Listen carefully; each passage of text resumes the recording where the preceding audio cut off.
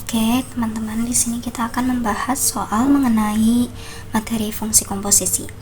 Di sini soalnya telah diketahui bahwasanya nilai fx-nya adalah 2x plus 3 dan nilai gx-nya adalah x kuadrat min 3x min 4 dan nilai hx-nya adalah 3 min x.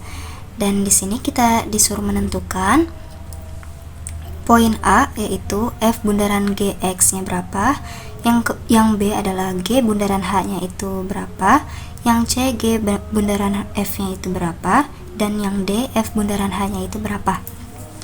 Oke, untuk menjawab soal ini tidak sesulit apa yang kita pikirkan.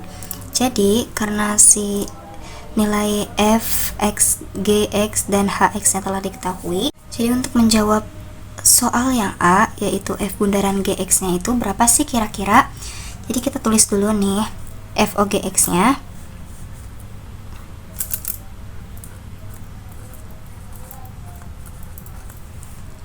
Dan untuk mencari F bundaran GX ini, kita memakai rumus yaitu F dalam kurung GX.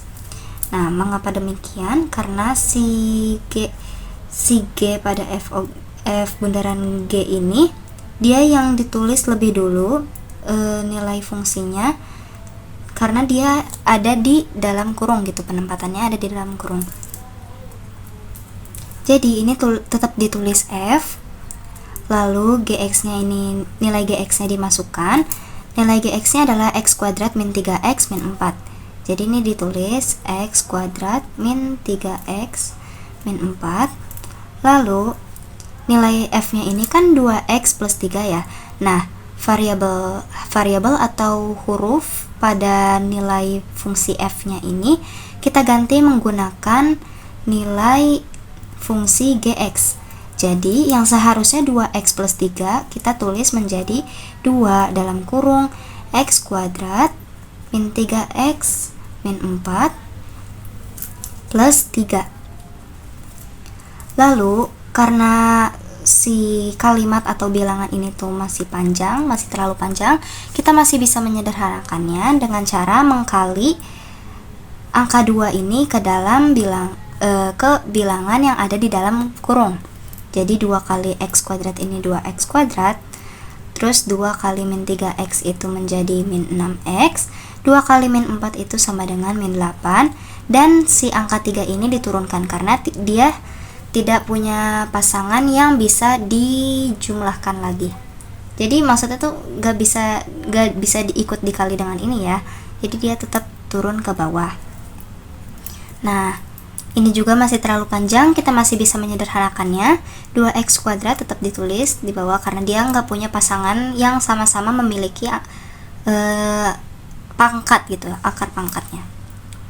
Min 6x juga dia tidak punya pasangan, jadi ditulis di bawah lagi. Min 8 plus 3 itu sama dengan min 5. Kenapa? Karena kalau kita hutang 8 terus kita bayar 3.000, pasti kita masih memiliki hutang 5.000. Jadi ini jawaban aslinya. Pokoknya kalau misalnya ditanya seperti ini, kita lihat huruf belakangnya. Jadi kalau misalnya huruf belakangnya H, otomatis yang ada di dalam kurung juga pasti nilai fungsi hx-nya berapa. Jadi ini ditulisnya G H dalam kurung H X. G-nya itu kita tulis dulu biasa, hx-nya itu sama dengan 3 min x. Nah, karena nilai fungsi G-nya itu adalah x kuadrat min 3x min 4, maka kita ganti ya si x kuadrat sama si x-nya ini menjadi 3 min x. Berarti cara penulisannya 3 min x kali 3 min x. Kenapa 2 kali? Karena si x kuadrat ini tuh kan sama dengan x kali x ya, makanya kita tulisnya 2 kali aja agar lebih mudah mengoperasikannya. Terus min 3 kali 3 min x min 4. Nah, kalau udah kayak gini, kita kalikan, disebutnya metode pelangi.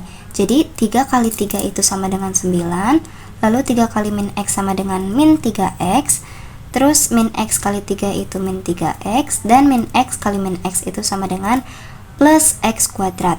Terus min 3 kali positif 3 itu sama dengan min 9, min 3 kali min X sama dengan plus 3X, lalu min 4 nya diturunkan. Nah, karena ini sangat panjang sekali bilangannya, kita mencoba uraikan satu persatu. X kuadrat ini harus ditulis di depan ya. Selanjutnya diiringi dengan nilai bilangan koefisiennya.